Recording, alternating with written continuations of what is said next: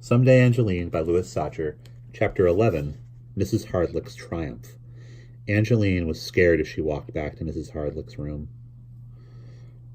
She considered going home, but she figured that would only make matters worse.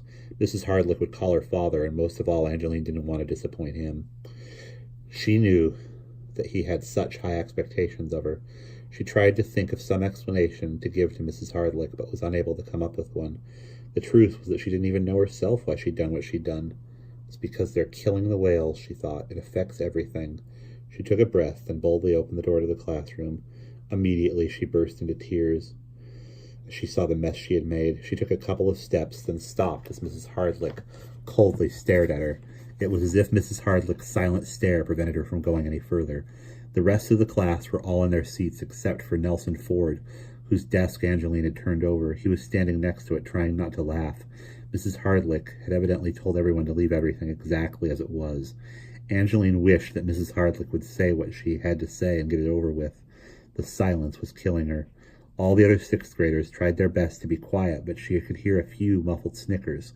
"The freak freaked out," someone whispered, and someone else, thinking it was funny, copied the same joke.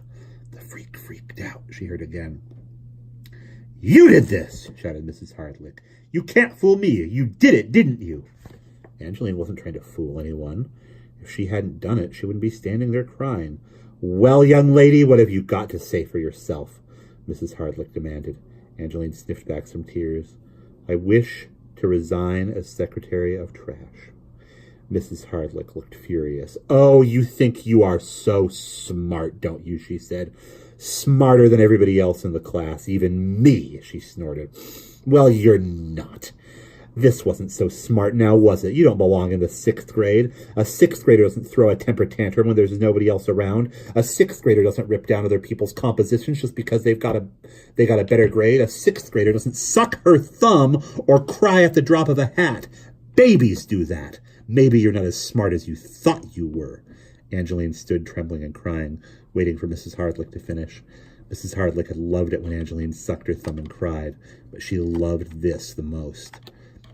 "Look at poor Nelson," Mrs. Hardlick continued. "He doesn't have a place to sit." Nelson had to turn his face away to keep from laughing. "I think you owe him an apology," said Mrs. Hardlick demanded. "I'm sorry," sobbed Angeline. Nelson shrugged. "I'm sending you home now," said Mrs. Hardlick.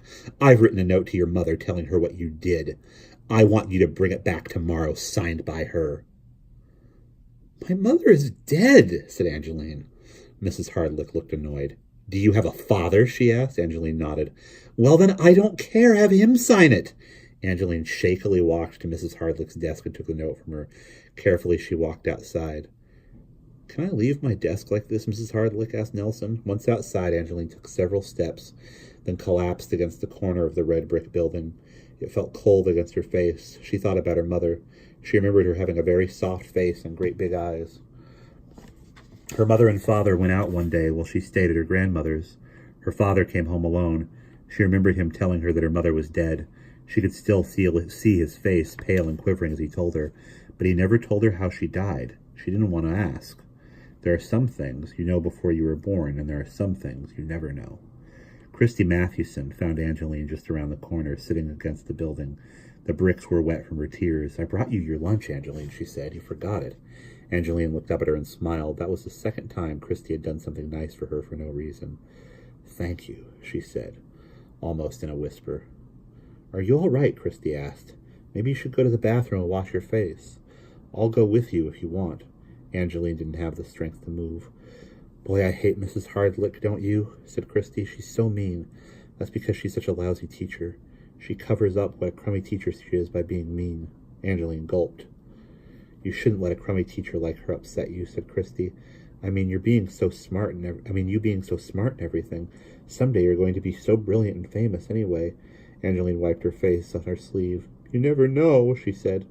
"Philip calls her Mrs. Hard-Boiled," laughed Christy. Angeline laughed. Christy helped her stand up. They slowly walked to the girls' bathroom together. "I like your earrings, Christy," said Angeline. "They're real gold," said Christy. "If they weren't, my ears would turn green." And that's the end of Chapter 11.